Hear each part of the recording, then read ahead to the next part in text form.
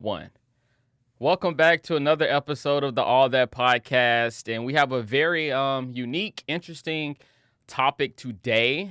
It is about being divorced at a young age, and I feel like, at least with me, it's something that I haven't really heard talked about that much in the media. And when I say media, I don't necessarily mean just the TV stations, but anybody has media these days, social media, podcasts, YouTube shows, whatever. I really haven't heard this topic talked about. And one day I did a poll or a questionnaire on my Instagram asking people what was a topic that they wanted to hear, and this topic came up. Actually, it was you that brought it up. Yes. um, so I have my friend Chelsea. How are you? Good. How are you? Good. And she is going to be very transparent and open with us today. So thank you for that in advance. Yes. It's gonna Okay. be exciting. I haven't really talked about this on like a deep level yet Right. since my divorce, so Yeah, this is going to be a podcast/therapy session. hope you're ready. Right. So let's start at the beginning, I guess. So kind of walk us through how you met your ex-wife, the falling in love story and all that. So Yeah. tell us about that. So I should have known from the beginning because we were both coming out of extremely toxic relationships. Mm-hmm. I was leaving a relationship that I actually had like a restraining order enforced by like the courts and the police and everything. And so I feel like this was someone that I just attached to really easy. What is the phrase? Am I allowed to be like uncensored on here? Like, Yes, I don't it's know, funny that like my guest yesterday asked the same question. This is the All That podcast. You're allowed to do all that. okay, so like this, I guess the saying is like a shoulder to cry on becomes Yeah, something to ride on, got it. basically. So that was the situation. To sum it Right. up nicely, she was there for me. She was really supportive while I was going through that, and so we became really toxic really quick. But at the time, I was really young. I was 21, so I did not know it was toxic. Mm-hmm. I just assumed this was a perfect relationship. We spent every second of every minute together, just so attached to each other. Everything we did had to be with each other. We worked together. We drove to work together. We worked at the same shift. We went grocery shopping together. We went to see our families together. We did not spend a minute apart. Mm-hmm. And at the time, that was my version of true love. Of course, like your absolute best friend every second of every day together. And we did some really stupid things, like we quit our jobs and moved to San Antonio with absolutely nothing lined up, just for fun. Yeah. That was big life change. Mm-hmm. And so just little things like that at the time seemed really fun. And now looking back, as I've matured a little bit, not a lot, but a little bit, those were not smart decisions. And you could definitely tell where that relationship was headed, I think, very early on. In retrospect, you can. Yes, in Yeah. retrospect. So, what age were you when you got married? 21. We 21. got together when I was 19. And we got married at 21, divorced at 24. Okay. So you got married at 21. What was the thought? I mean, this may seem like an obvious question, but now you have this retrospective wisdom now. So when you look back on it, what do you think was the driving force behind the decision to ultimately get married at such a young age? I think it was a mixture of two things for me looking back. So probably the biggest chunk of it was the toxicity of the relationship and wanting, after so many fights and so many insecurities, so much jealousy that we faced in the relationship, it was a way that I think helped both of us feel more secure when we were not feeling secure. And again, at the time, I didn't understand the complexity of these feelings. So instead of fixing the root causes that cause the insecurity, we thought, oh, a marriage, you're going to be bound together for life. That's sure to like sum it up into a perfect fairy tale. Mm-hmm. So I think we did that. That was a big part of it. I think the other part of it was me coming out of a really toxic relationship. I didn't want to be alone. And so for me, getting married meant forever, or so I thought. And so I thought, hey, we're going to be together forever. I won't ever have to do anything alone ever again. I'm always going to have someone, and this is going to solidify it. Right. I know there is not some. I know we are in a society where these things that I'm about to bring up is very accepted, but there's still a very strong structure in society and within your own family, right? So your mom was married to a man, your sister dates a man, your grandparents, that heterosexual relationship. So was there any like hesitation because you were getting married to somebody of the same sex? Hesitation, not so much. I was really lucky that a lot of my immediate family and pretty much everyone that I speak to regularly, they were pretty supportive. I'm sure I have some family somewhere down the line who's like cringing behind, behind their walls, but they didn't let me know. So I don't think I felt it from family. I think again, maybe I was tied up in the attention of being gay, I guess, and that sounds really bad, but again, just open and honest. Right. You do get a lot of attention from being a lesbian, and so I think at the time I was so swarmed with the attention of being one of the few lesbians who actually had somewhat of a successful relationship in their terms, and so it did kind of bring a little bit to light there, which probably felt good. It wasn't necessarily like I was ashamed or anything like that, but I don't know. It's a hard question because I'm hoping that I'm answering it correctly based on my understanding of my family's feelings and everything like that. But who knows? Right. So you were married for 3 years, right? Yes. So you're married for 3 years. At least from the outside looking in, everything is going well. You guys purchased a house together, right? Yes. Get a house together, you move to a new city, you're settling in, looks like everything's great, the pictures are great, meshing with the family, everything's going fantastic. So when did everything start to crumble? So, like I said, it was toxic from the beginning. We both had iPhones, so I had my location sharing at all times. Even though we worked together, we drove together, we lived together. And we still had our location on. That way, the few minutes that we were apart, we literally could pinpoint the exact location of where we were. So that was happening. All those little things kind of led up to it. And there would be certain times throughout the relationship where, I would like another female's post on Instagram. And because I was lesbian, it was just automatically assumed that that was a form of cheating. And there was jealousy, like, oh, why do you like her post? And so just little events kind of leading up to that. But I think really the last year of our relationship was really, really rocky. We would take vacations quite frequently. So anyone who follows me or used to follow me, they would see I was in a new state like every month. We toured like crazy. And unfortunately, everyone thought we were living the dream, like, oh my gosh, such a dream life. I love you guys. These pictures are so cute. You guys travel the world, goals. But it wasn't. It was like we would do that after a major fight to try to get the relationship back on track. Exactly. Yeah. And so it's kind of disturbing looking back how much of our vacations we did that to, because it's pretty much all of them. And everyone from the outside in was like, oh wow, this is such a picture perfect family, this is goals. But for me, it was like extreme toxicity that we were trying to work through, and it didn't end up working well. Yeah. Did you have well, I know for a fact that you had somebody you could go to if you wanted to talk, but was there a part of you that you didn't want to reach out to somebody and talk about exactly what was going on in the relationship at the time?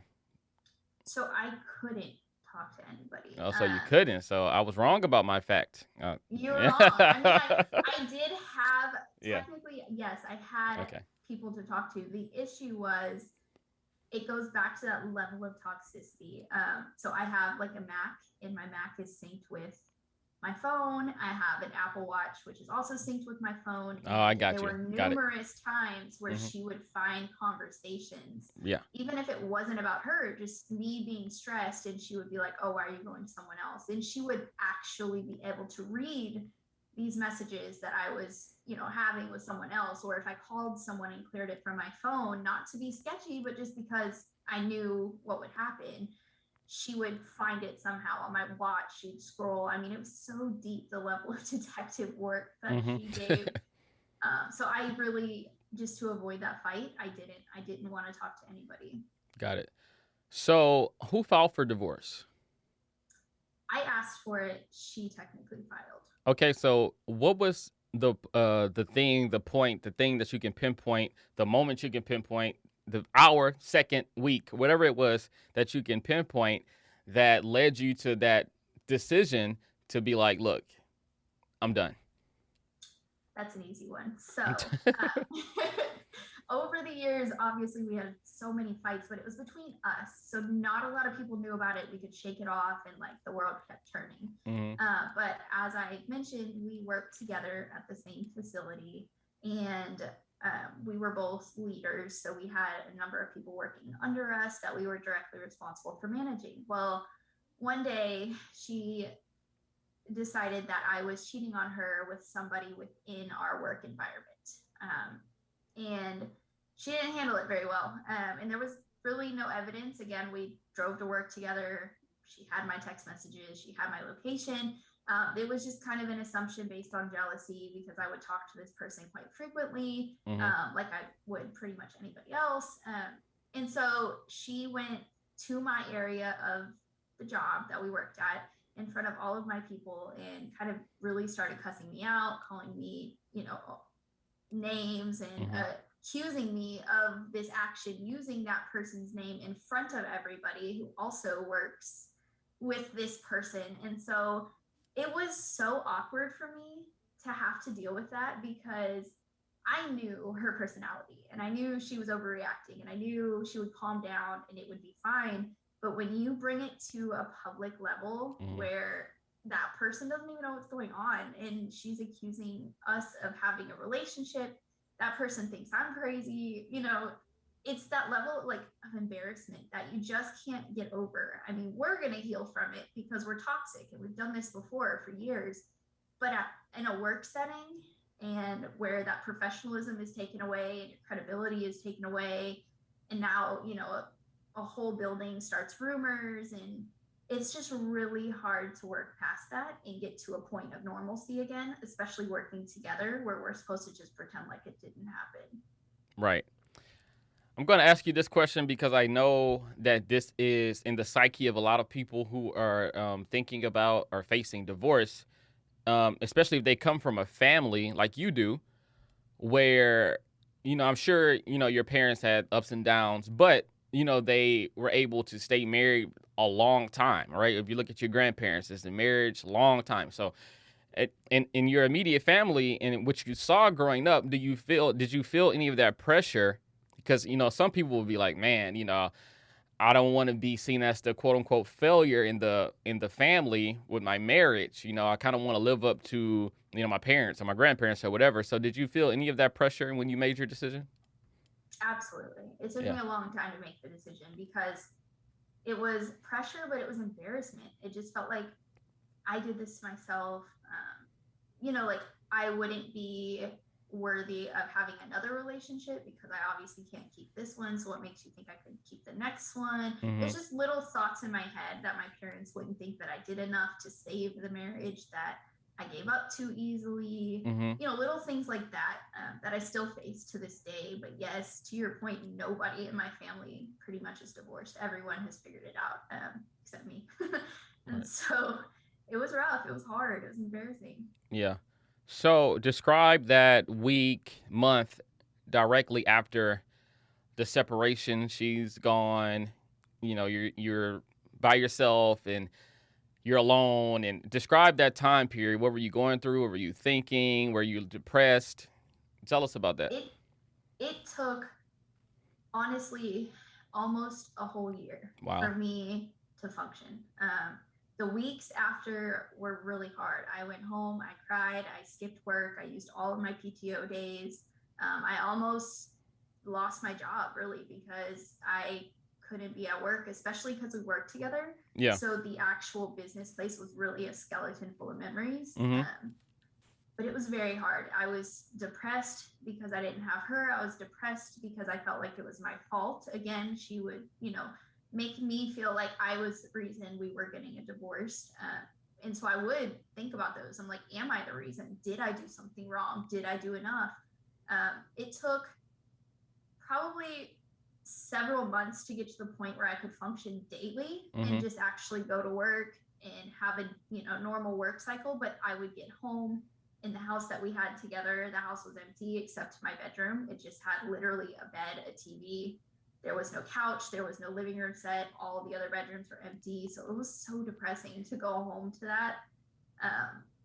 And then also dealing with her because she was being really unpleasant, of course, because a divorce is unpleasant. Messy. No, Well, I want to cut in right here. So can you talk about, because another probably the most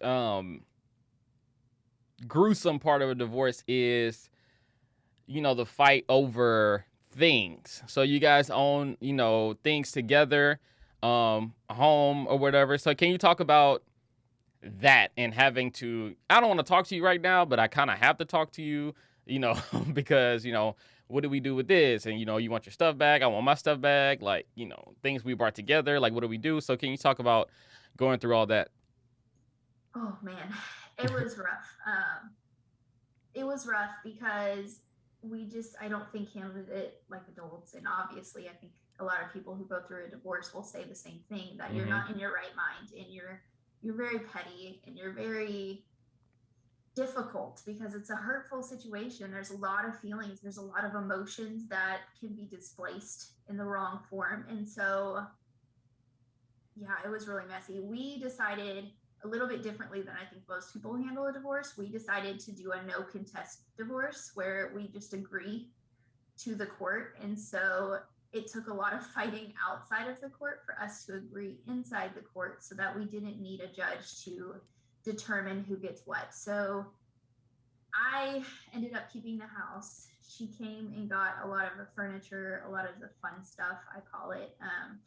A lot of the things that we worked really hard to buy, like gaming systems and, like memorabilia, little stuff like that costs a lot, that I would deem the fun stuff. And then I ended up keeping the boring stuff, like the kitchen appliances and silverware and Right. weird stuff that nobody really wants out of a divorce. But it was really hard. The hardest thing for me was being left with the house because she kind of left. She moved back a couple hours away with her family. And so since I was the only one in the house, she refused to pay anything on it. She refused to pay the utility bills. She refused to pay the mortgage. She refused to pay anything, which to some extent is fair because she wasn't living there. But again, for me, going from a 2-person income household to suddenly having all the bills under one income was so financially stressing on top of an already stressing relationship. And that was definitely the hardest part, in my opinion, Right. was the financial side. Yeah. Was there ever room for reconciliation? Or did you feel like there was ever room for it? So we went back and forth so many times. Mm-hmm. One day we would be friends and we would talk about it and we would talk about the times that we missed and like what did we do? And then the next day would just be full of anger over something or hurt over something, and we'd block each other and then we'd unblock each other. And it was just an endless cycle. And there were times that I thought maybe we could get through this. But then I just kind of look back at how many times we've gone through this. And it turns out the same every time. And I don't think anything I could have done really would have saved it. I think we were both way too toxic and we were set on our ways, and it would have been too hard of a cycle to break. Right. So you said it took you like 7 months or a year to be able to just function at the most basic level, right? So how long did it take you to function in the dating world? So It's a tricky question. So Mm-hmm. I was dating before the technical 7 months, I guess you could say, but it wasn't. Would you say you were dating for um the band-aid? Kind of like Yes, the band-aid of which you, yes, yeah, okay, gotcha. yeah, Mm-hmm. absolutely. I was gonna say it wasn't necessarily dating. Like my mind wasn't dating. I was dating to keep myself company. Mm-hmm. Um, yeah, I wasn't all there, and even then, I was open and honest with them, and I would tell them like, hey, I just need the BLO, and I'm really struggling. Like this sucks, and I don't know how to explain it without sounding crazy. And they were really supportive, but um, it was a mess. I mean, it took me a long time to be able to, and by a long time, I mean I barely am just now over the last couple of months fully independent and fully feeling like I'm confident in my dating life and confident moving forward. It took almost that entire 2 years it's been for me to actively be able to date someone without comparing that last relationship, without feeling stupid, because I have a lot of feelings of like, oh, I can't post this on the internet because I've already said I love you to someone before. People are just going to be like, oh yeah, she said that before. So I have those voices in my head that Mm-hmm. I had to work through. That's definitely been one of the most challenging parts, because I've always cared what people think of me. I don't know why. Mm-hmm. So knowing that my failure was on such a public platform, I guess, for viewing, it's hard to go back and do it again and not For sure. not feel like it's going to happen again. Right. I want you alluded to it a little bit, but I want you to really tell us about what the divorce did to your self-esteem. It it pretty much put me in a closet for a really long time. My divorce, because it was such a complex divorce, and by that I mean it was at such a big workplace. So I used to work somewhere with like 2,000 employees, and I knew quite a good majority of them. She did as well, and we were both working our way up to be on a manager level, so we knew a lot of the higher ups. And for me, I took my work very serious. I invested a lot of time, a lot of overtime. I loved my job. I really thrived in it. And for me to lose that, it it really hurt. It really hurt. And so it was embarrassing. And I quit my job because I couldn't show my face there anymore. Mm-hmm. As much as I loved my job, I couldn't. So So I quit. you're going through two divorces in a way. Your Yes, marriage yes, a work and divorce. you were married to your job too, pretty much. You were there all the time. You loved it. It was something that you really wanted to do, and now you had to let go of not only your marriage but also your career that you loved. Yes, Yeah. and it was hard. So I completely withdrew myself because of this divorce from everything. Mm-hmm. From social media, people who knew me on social media, I stopped posting regularly. I stopped updating my life. I stopped, which is healthy now, so it's not a big deal. But for me to Mm-hmm. go from posting all day, every day to nothing, that was me withdrawing. That was me pulling back, going in the closet. I didn't talk to anybody from work. I didn't want to be seen. I didn't want to be heard. I just wanted to be home inside my house by myself and not talk to anybody. And it really did kind of destroy me. It did. It made me really cold hearted. It made me lose a lot of my friendships that I had previously because I just didn't care to talk to anybody, didn't care to follow up.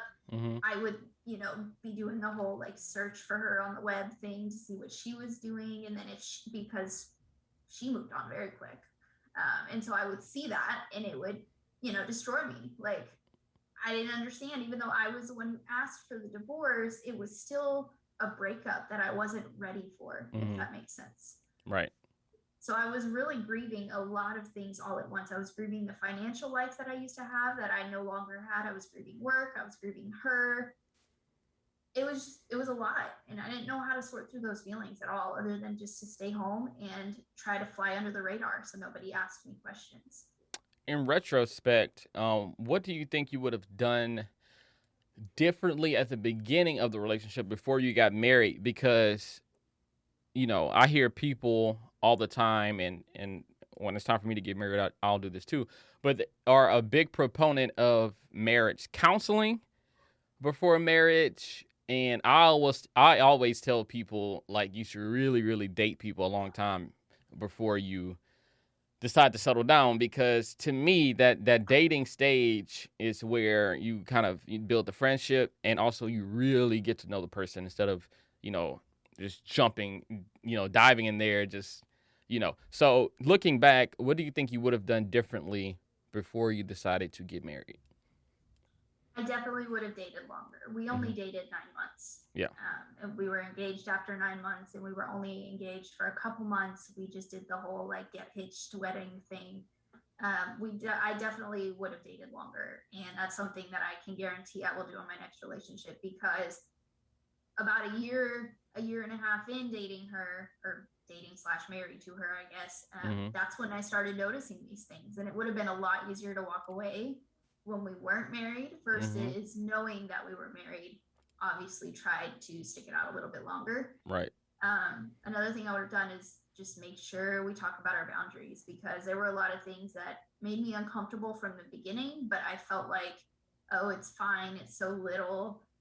But a lot of those little things add up, and then they become a wall that kind of separates our relationship. And every little thing is like a brick, I guess, that kind of just adds to each other versus one little thing that's truly a little issue. Right. So, are you comfortable with me sharing your new life? Yes. Okay. Yeah. So you are in a new relationship. Yes. So, do you have what I call relationship PTSD? I do. Uh huh. And they've been really patient. So I'm with a guy now. Mhm. So that also has been a huge stressor for me, going from a girl to a guy. Not only do I fear what society thinks about me getting a divorce, but now it's like, oh, well, obviously that was just a phase. Um, Mhm. so that's all going on in my head. But he's been really supportive.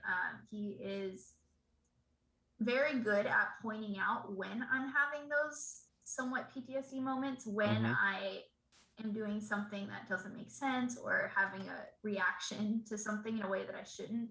Right. He's able to kind of point that out and just be like, hey, like, come back to reality. It's not what's going on. And I'm able to see how toxic my last relationship has been, for sure. Mhm.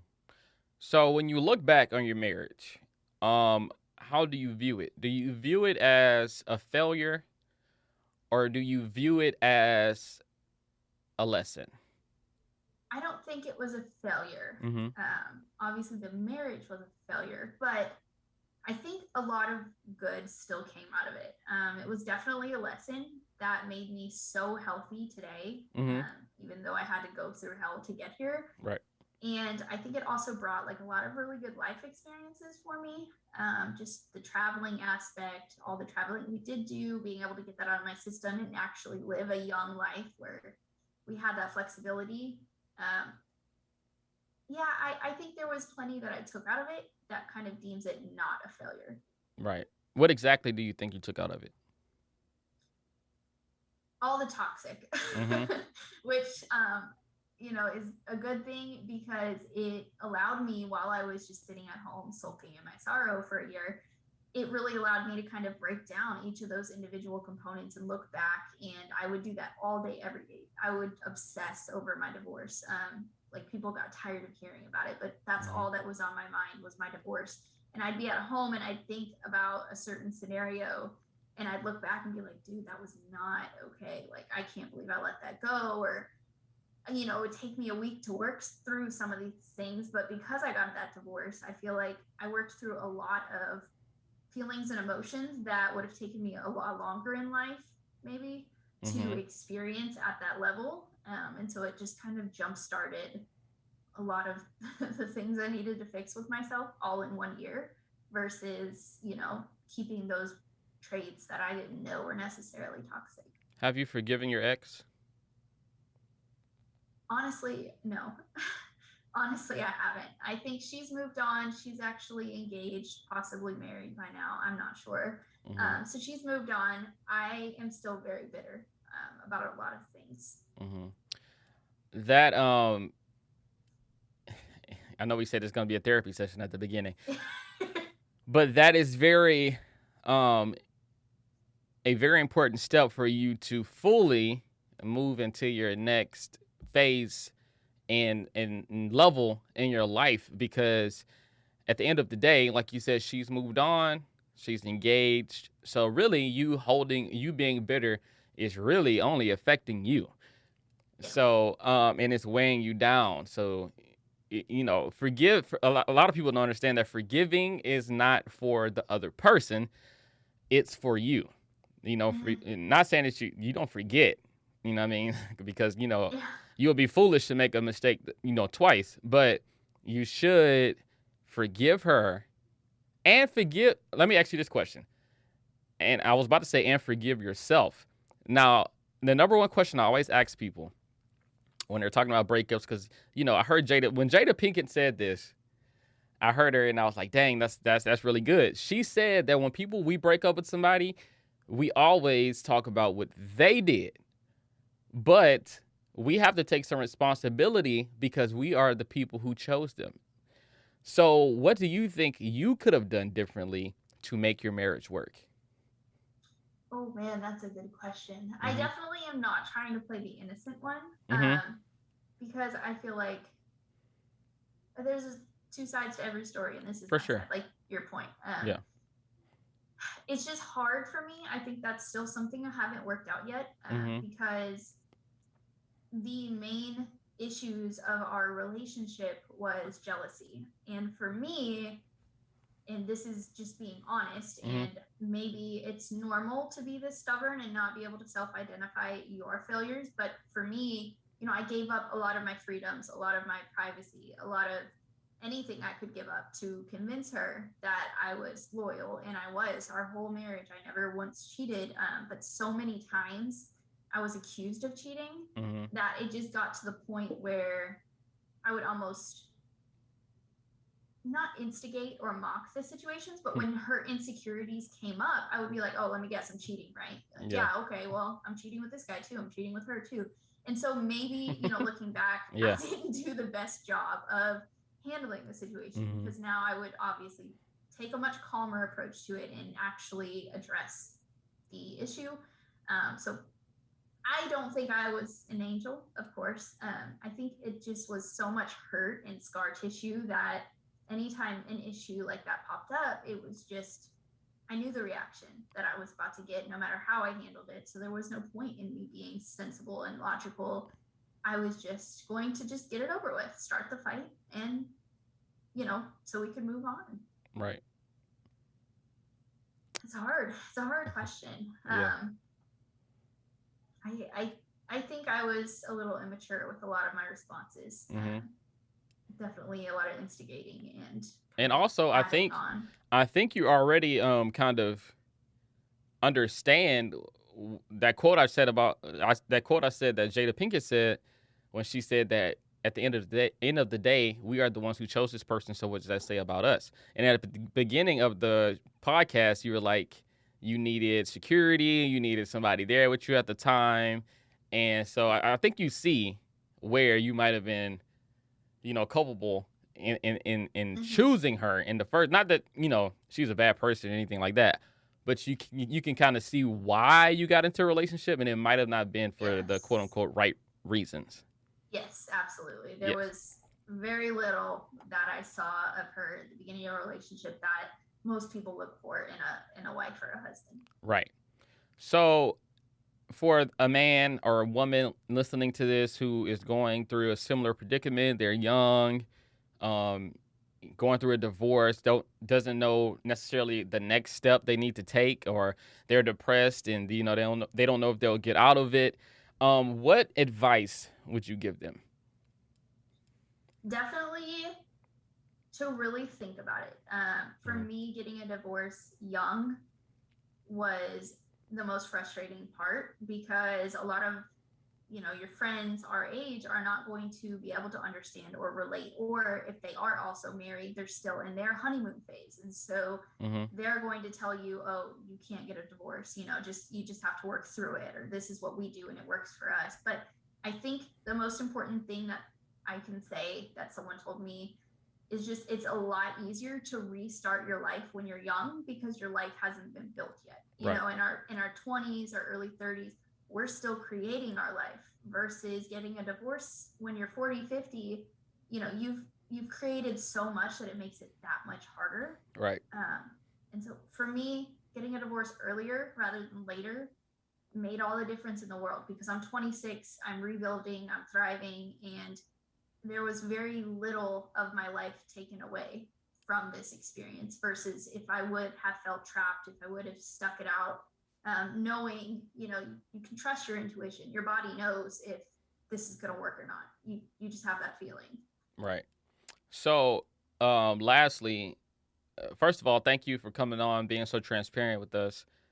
And lastly, just some advice for you going Uh-oh. forward. Going forward is to understand, there's this book called The Four Agreements, and the second agreement is to never take anything personally. And the premise behind that is that 100% of the things that people do to you, whether you're in the wrong or not, says everything about them and nothing about you. So you have to understand that your ex had it's a medical term, but preconditions. She had stuff going on way before you came around. And what she was doing to you had everything to do with what she was going through in herself, but she transferred that to you because she didn't understand. She didn't have the emotional capacity to work through what she was feeling. So to her, the only thing that she understood how to do, whether she saw it in her family or whether that's just how she coped with it, was to put it on you, right? Through anger, through cursing, through making a scene. That's the only way she knew how to communicate what she was feeling inside of her. So moving forward, hopefully you won't experience that again, but if you do, understand that has to do with that person and it has nothing to do with Chelsea. So you should not internalize that and make yourself feel bad because of the next person. So I like that. thank you. So yeah, that's my advice. And yeah, thank you. I hope you guys who might be going through this, or if hopefully none of you guys will have to go through this, but if you do, hopefully you can circle back to this episode, listen to what Chelsea had to say, and gain some insight from it. Also, the shirt I have on, the Thomas Train.